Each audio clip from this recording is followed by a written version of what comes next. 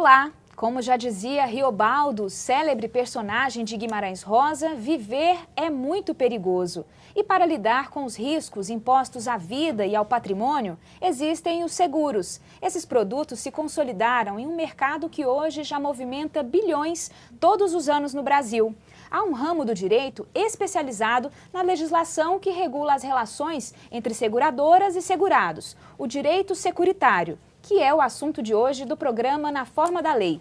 Quem está conosco para falar sobre isso é a advogada Aline Garcia, que é pós-graduada em Gestão de Seguros e Resseguros pela Escola Nacional Superior de Seguros, é membro da Associação Internacional de Direito Securitário, além de conselheira da OAB Goiás e secretária-geral da Comissão de Direito Previdenciário e Securitário, também da OAB Goiás. Obrigada, Aline, por participar conosco aqui na TV Assembleia do programa Na Forma da Lei. Fran, eu que agradeço o convite.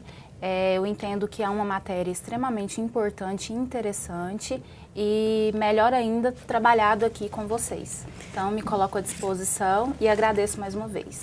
Para começar, vamos conceituar o que é o direito securitário e em que frentes ele atua. O direito securitário é o ramo do direito que estuda o contrato de seguro. O contrato de seguro é aquele em que se transfere o risco do segurado para a seguradora, justamente para amenizar os prejuízos patrimoniais ou não do segurado. Tá? Então, o direito do seguro é um ramo em que se estuda direito civil, direito empresarial, direito administrativo e direito do consumidor. Ele é abarcado por toda essa legislação, daí a complexidade desse ramo do direito. É verdade. Quais são os princípios norteadores desse ramo? O contrato de seguro, ele inicialmente começa com o risco. Né? Tem que haver o risco de acontecer algo que vai causar o prejuízo. Então, a gente conversa sobre o princípio da aleatoriedade. Tem que ter a alha, o risco. Né? Não pode acontecer de você fazer um seguro sabendo de algo que já tem acontecido. É algo que pode acontecer. Pode haver uma colisão, pode haver uma morte, mas não é algo certo. É algo futuro e incerto. Então, é o princípio da alha. Um outro princípio norteador do contrato de seguro é o do mutualismo, em que várias pessoas contribuem para formar um fundo através do qual são pagas as indenizações aos segurados. Então, a seguradora, ela faz a gestão desse fundo. Ela administra, tanto regulando os sinistros, quanto precificando corretamente o contrato de seguro para o segurado. Então, o princípio do mutualismo, ele é justamente o que dá base para o contrato de seguro, né? É que todos contribuem para o prejuízo de alguns. Essa é a base. Um outro princípio importante é o princípio indenitário, que é voltado para o seguro de danos, em que não se pode pagar de indenização valor maior do que o bem segurado. Então, eu não posso fazer um seguro de um carro que vale 50 pedindo uma indenização de 100. Ou eu não posso fazer um seguro da minha residência que vale 100 mil e eu colocar a importância segurada de 300 mil, porque é justamente o que vale o bem. E no caso do sinistro, é o que efetivamente o segurado teve de prejuízo. Então, se houve uma colisão e o veículo teve perda parcial, a seguradora não vai pagar a indenização total, porque pelo princípio indenitário, a indenização tem que ser limitada ao prejuízo do segurado. Então, é o princípio indenitário voltado para seguro de danos.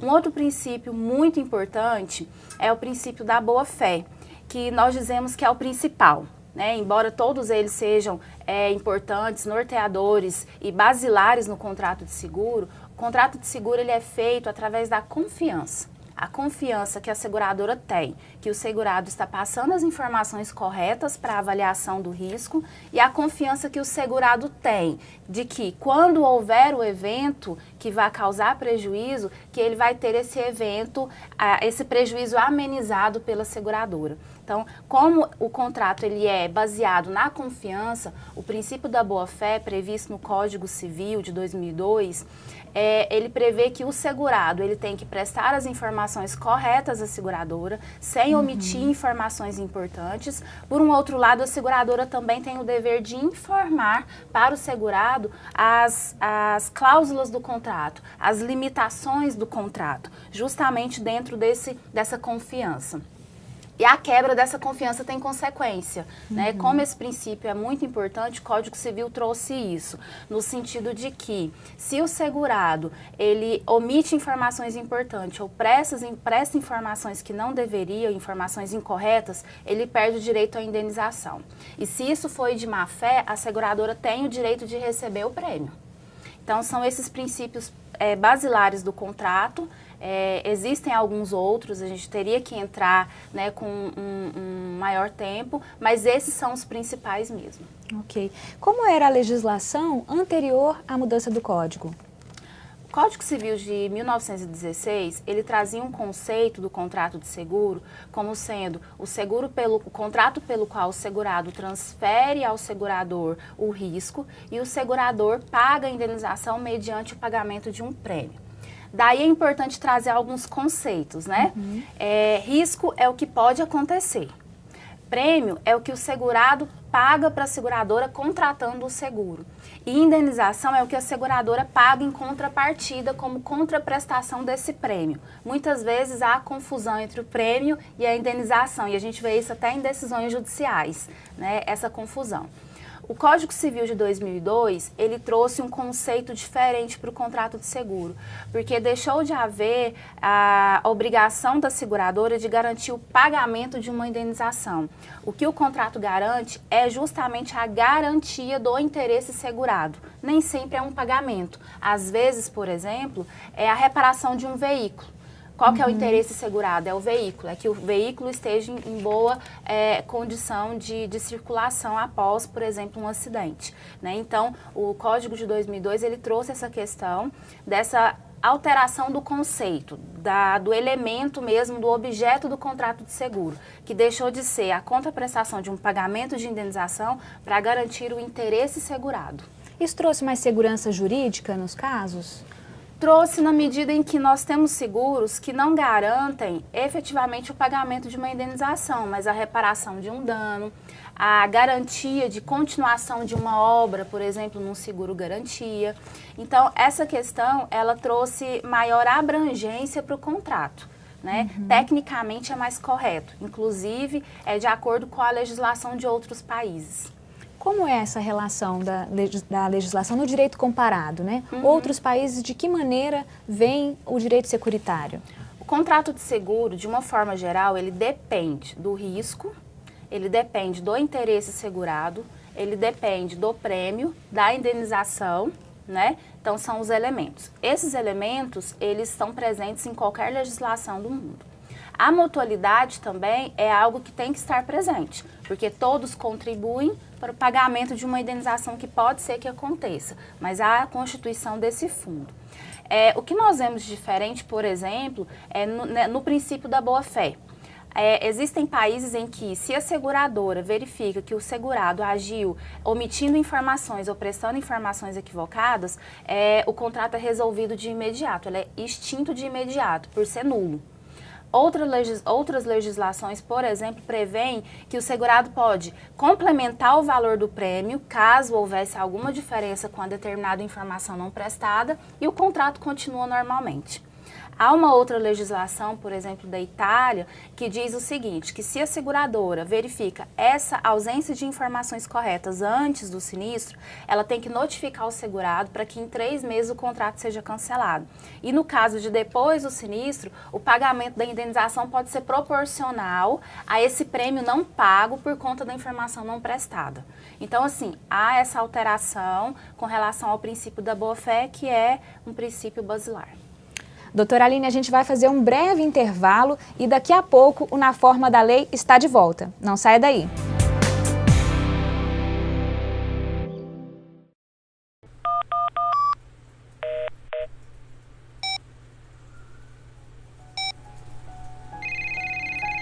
Alô? Plano de saúde não pode ser uma dor de cabeça para os segurados. Adiamento de consultas e cirurgias já marcadas, reajustes indevidos, recusa de cobertura, descredenciamento de prestadores de serviços e erro médico são algumas situações enfrentadas. O plano de saúde deve garantir o acesso do cliente aos serviços e procedimentos obrigatórios. Procure sempre mais informações sobre os seus direitos. Dignidade e respeito. Direitos do consumidor. Superior Tribunal de Justiça. O Tribunal da Cidadania.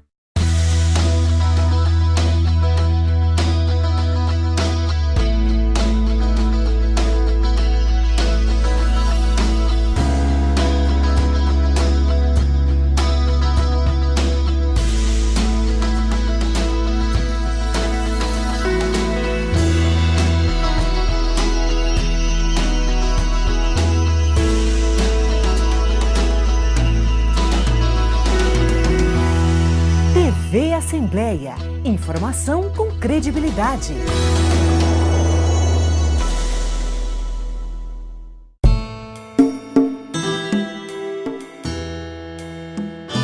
O tráfico de drogas é crime hediondo, uma ação cruel e desumana. A droga ilícita causa danos ao usuário e à sociedade, estimula o narcotráfico e gera novos crimes.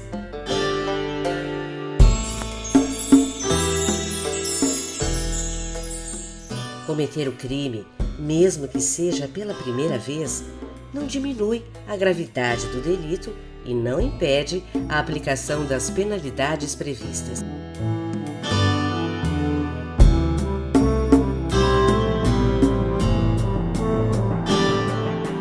Tráfico de drogas é crime hediondo, sim. Superior Tribunal de Justiça, o Tribunal da Cidadania.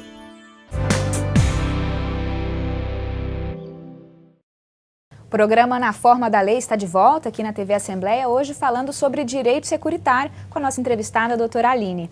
Doutora, qualquer coisa pode ser segurada? Na prática, sim. O que vai depender é da análise desse risco e, por consequência, o valor que vai ser precificado para que o segurado pague e veja garantido o seu interesse. Quais são as classificações, ou seja, os tipos de seguros? Olha, existem duas classificações importantes. O Código Civil, ele prevê o seguro de dano, que é o seguro da coisa, do veículo, do imóvel, né? É o seguro do patrimônio. E o seguro de pessoas, que diz respeito à vida. Então, é o seguro de vida, de acidentes pessoais. Nós temos também o seguro saúde, né? E o seguro de previdência privada. Uma outra classificação importante é a questão do seguro social e do seguro privado. Então, nós temos, por exemplo, a previdência social, que é aquela prevista pelo INSS, totalmente administrada pelo Estado. E a previdência privada, que é aquela administrada pelas operadoras de previdência, que são autorizadas a comercializar esse tipo de seguro. E, doutora, a gente fica sempre muito curioso quando ouve falar que um atleta segurou a perna, segurou o braço, uma cantora segurou a voz. Por que isso é possível? Isso está previsto na legislação? Sim, há possibilidade dentro do seguro de vida de contratar coberturas por morte natural ou por acidente e invalidez, também por conta de doença ou por conta de acidente. E o que acontece é que, às vezes, o interesse segurado é a vida ou não, é alguma parte específica do corpo, porque determinada pessoa depende daquela situação. Então, é possível se contratar, sim. O que acontece? A seguradora vai sempre avaliar esse risco e vai sempre precificar de acordo com o que é possível ser contratado. Ok, então vamos pensar agora as etapas desse processo. Como que vai ser desde a contratação até o pagamento do prêmio ou da indenização? O seguro começa quando o segurado apresenta para a seguradora o interesse de contratar o seguro. Ele preenche uma proposta em que ele coloca todas as informações referentes a esse risco. Então, ele coloca os seus dados pessoais, num caso de seguro de vida, ele responde uma declaração de saúde, num caso de automóvel, ele responde uma declaração de perfil, onde ali ele coloca todas as informações referentes àquela situação em que envolve o interesse segurado, aquele objeto do contrato. E aí, a partir do momento que ele preenche essa proposta é encaminhada para a seguradora. E ela tem 15 dias para aprovar esse risco e precificar esse valor. Então, após 15 dias, a seguradora emite a apólice de seguro, que é quando o segurado, então, ver emitido, efetivado o seu contrato de seguro. Na apólice, devem constar vários dados importantes, como o período de vigência, o valor das importâncias seguradas, o valor do prêmio que o segurado tem que pagar, a forma de pagamento, se é parcelado ou se é à vista, e as condições desse contrato, que nós chamamos de condições gerais. São aquelas específicas que determinam quais são as coberturas, quais os limites dessas coberturas, quais as cláusulas restritivas de direito do segurado ou de perda de direito do segurado. Então, após a emissão da apólice, o segurado, então, está efetivamente com esse objeto sob garantia da seguradora. Esse contrato, o que acontece quando ele contém cláusulas consideradas abusivas? Pelo Código de Defesa do Consumidor, todas as cláusulas abusivas são nulas. Então, nesse caso, não é o contrato todo anulado, são aquelas cláusulas específicas. Por exemplo, quando se quer segurar um seguro de veículo e o veículo não é garantido. O próprio objeto do contrato ele não está sendo garantido. E o contrato ele tem que prever essa possibilidade do que é possível e do que não é possível. Por quê? Porque não dá para segurar de uma forma muito abrangente, independente das circunstâncias. Porque o preço ele é calculado com base em determinadas circunstâncias. Então, por exemplo, vários contratos eles restringem direitos em caso de terremoto, de vandalismo, né? Eles prevêem a perda de direito em caso de informações incompletas, em caso de ato ilícito do segurado. Então, nas condições gerais, devem constar todas essas cláusulas. Aquelas que são consideradas abusivas, o próprio Código de Defesa do Consumidor, ele prevê que são nulas, mas aí depende justamente de uma decisão judicial, porque uma vez contratado, tanto o segurado quanto a seguradora, eles cumprem o contrato. Né? E se há alguma divergência nesse entendimento, é levado ao judiciário para que ele entenda se há ou não essa abusividade. Antes mesmo da ação ir para o judiciário, a quem cabe o ônus da prova de que as condições foram ou não cumpridas? Sim, a seguradora, sempre que acontece um sinistro, ela verifica todas as informações referentes ao sinistro. Como aconteceu, quando aconteceu, quem causou o sinistro, né? Para verificar se há a cobertura contratual ou não. Então, por exemplo, o sinistro decorreu de um ato doloso do segurado. Nesse caso, vamos explicar. Ato doloso, assim, na verdade, é quando o segurado ele tem a intenção de cometer aquele ato. Né? Então, por exemplo, há uma briga em um determinado estabelecimento e aí o segurado vai ao carro, retorna com a arma e ele acaba sendo atingido. Ele causou aquela situação de uma certa forma, porque ele poderia, depois da discussão, ter saído e não ter retornado. Ou, por exemplo, o próprio segurado, ele com raiva de alguma situação, ele pega algo e destrói o carro, destrói o bem segurado. Na verdade, ele está praticando um ato de vandalismo que é contra o contrato, porque ele acabou agravando o risco. Né? E as seguradoras investigam isso? Sim, e aí é o que você perguntou. Quando acontece o sinistro, a seguradora vai investigar toda a situação que envolve o sinistro. Muitas vezes é contratada até empresas ou próprios funcionários das seguradoras que fazem verdadeiras sindicâncias, que é para verificar mesmo, ouvindo testemunhas, ouvindo o segurado, ouvindo pessoas envolvidas para saber o que de fato aconteceu. E aí aplicar as cláusulas do contrato. E quando isso vai para o judiciário? Ou seja, aquela investigação não resultou em uma prova concreta, isso vai para o judiciário. O que acontece? No Código de Defesa do Consumidor, prevê que o ônus da prova é do fornecedor. Como a seguradora ela é caracterizada como fornecedora na maioria dos contratos de seguro, o que acontece é que no judiciário o ônus da prova acaba sendo invertido. Pelo Código de Processo Civil, esse ônus ele é dividido. Né? Aquilo que é, por exemplo, impossível da seguradora provar, cabe ao segurado provar. Mas é o magistrado que vai avaliar dentro do corpo do processo o que de fato é impossível ou não ser avaliado. Mas de uma forma geral, esse ônus cabe à seguradora. Só mais uma pequena pausa, a gente volta falando sobre esse assunto daqui a pouco, após o intervalo.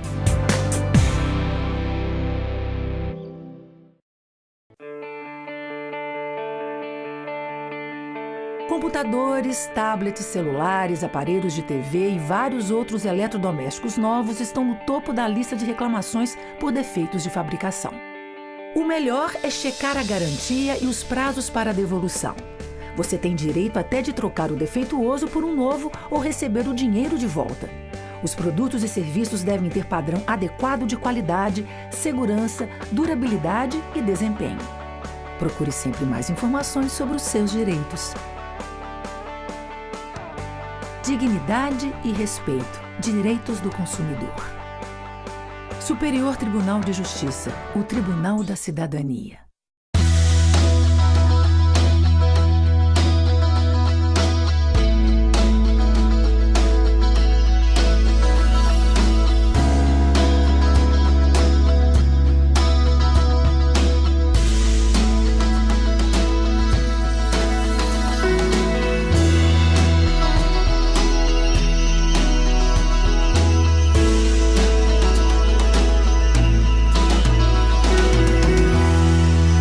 TV Assembleia. Informação com credibilidade.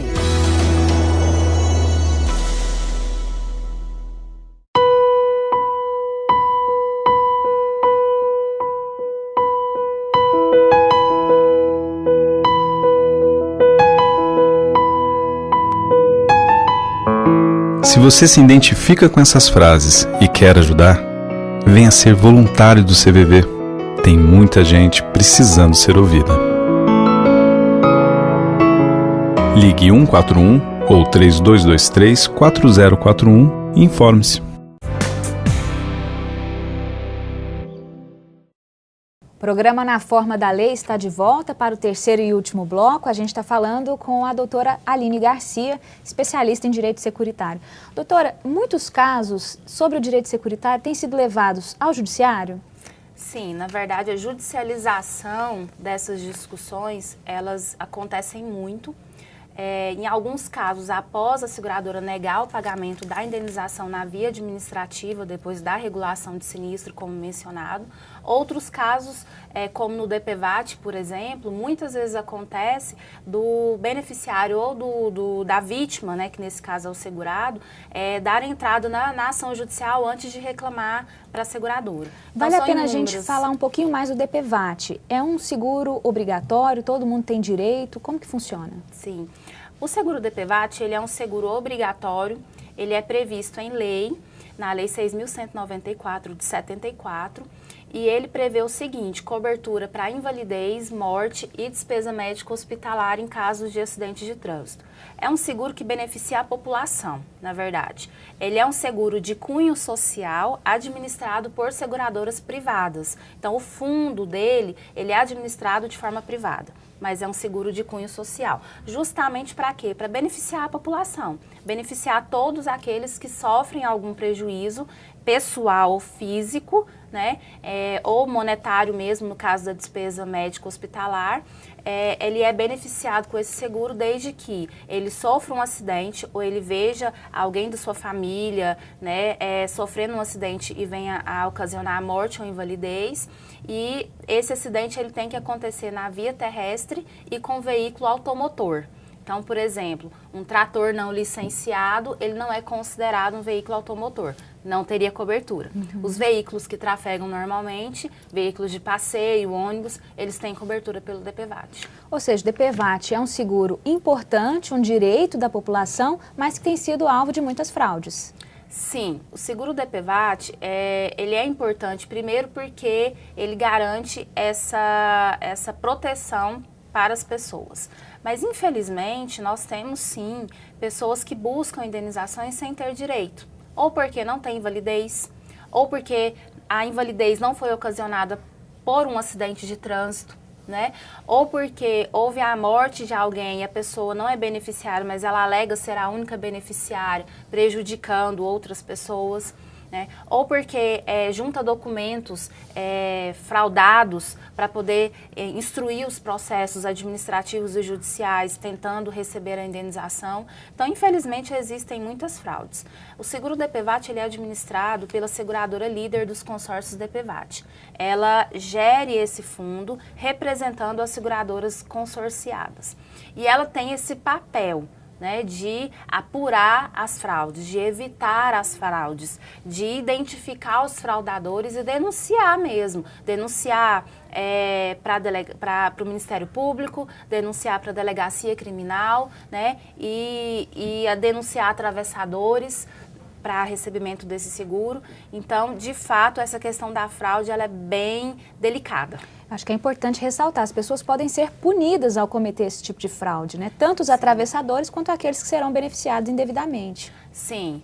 Se identificar da fraude, se conseguir comprovar essa fraude, essa pessoa pode ser indiciada por estelionato e até formação de quadrilha. Infelizmente, por exemplo, eu sou advogada, mas a gente identifica profissionais que não agem de acordo com a legislação. Então, se essas pessoas, se esses advogados que atuam nessas áreas, nessa área do direito securitário, especificamente no DPVAT, fraudando o seguro, ela pode ser, inclusive, representada junto à ordem. Aline, também acontece casos de ir ao judiciário que o segurado estava em débito com a seguradora, né? Ele não pagou. E aí, o contrato permanece válido? Então, o contrato pode ser feito em parcelas ou à vista. A questão é que, se o segurado ele tiver em mora com a seguradora e ocorrer o sinistro, o contrato ele pode vir a ser cancelado ou suspensa o direito à indenização.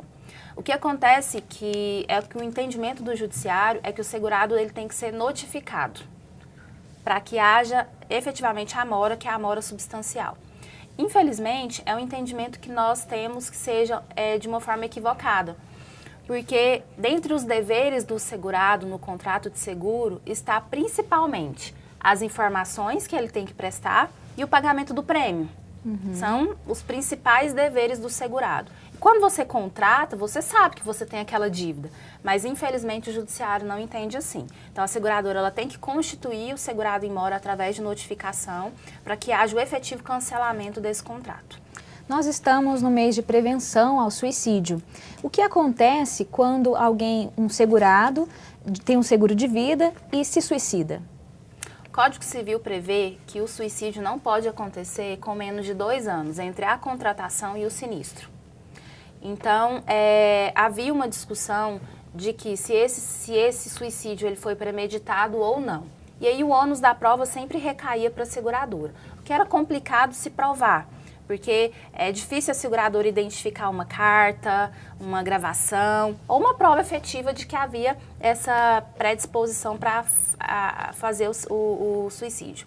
Mas o que acontece é que houve uma mudança desse entendimento. O STJ tem entendido que se o sinistro aconteceu ou se o suicídio foi realizado em até 2 anos entre a contratação e o evento, não teria cobertura. Depois desses 2 anos, tem cobertura no seguro de vida. No caso de homicídio, quando o assassino, ou suspeito, né, desse assassinato, ele é o beneficiário de um seguro de vida?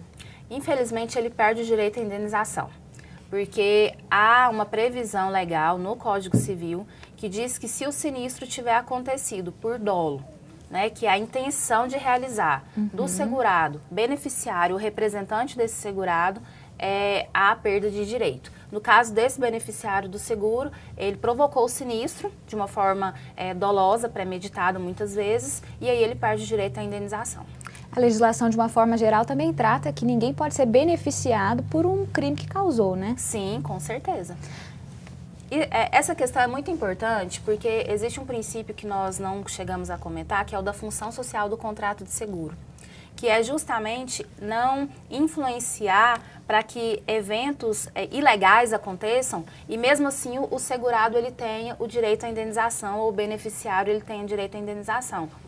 Porque o contrato ele acaba influenciando para que exista essas situações. A gente diz do risco moral, né? A gente fala como sendo risco moral, que é aquela questão. Eu sei que eu tenho seguro, então eu posso fazer isso porque eu vou ter o meu prejuízo arcado pela seguradora. A gente pode também pensar nos valores, isso tem sido questionado na Justiça? Os valores dos seguros? Dentre essa questão de valores, a gente tem discussões, por exemplo, quando o seguro é contratado de um veículo que é por valor de mercado. Às vezes o segurado não concorda, desse valor estabelecido, consultado na época do sinistro, né, quando há perda total. Mas essa é uma questão que já é pacificada, porque o valor de mercado ele é feito através de uma consulta, de uma tabela que já consta no contrato. Normalmente é pela FIP. Uma outra discussão importante dessa questão de valores é no seguro de vida, quando se discute invalidez por acidente. Por quê? Porque o contrato prevê, e isso baseado em circulares legais, circulares da SUSEP, que normatiza o contrato de seguro, então acaba sendo uma legislação específica do seguro, que diz o seguinte, que se o segurado perder uma parte do corpo por invalidez, ele tem direito a uma parte da indenização. E aí é aplicada uma tabela calculando esse valor dessa indenização. Tá certo. Nós conversamos com a doutora Aline Garcia, que é advogada, pós-graduada em Direito Securitário, tem um extenso currículo, uma extensa formação em torno disso. Muito obrigada, Aline, pelos esclarecimentos, por trazer seus conhecimentos aqui ao Na Forma da Lei. Eu que agradeço, espero ter esclarecido os questionamentos, me coloco à disposição. O contrato de seguro ele é um contrato extremamente técnico, complexo, mas que está no nosso dia a dia e que possibilita até o crescimento social e econômico, porque se faz negócios sabendo que se vai ter uma proteção por trás, que é o contrato de seguro. Obrigada. O programa Na Forma da Lei fica por aqui. Você pode continuar acompanhando a nossa programação pelo site da TV Assembleia, que está aí na sua tela, também pelo canal 61.2 em TV aberta e pelo canal 8 da NET. Obrigada pela audiência e até a próxima.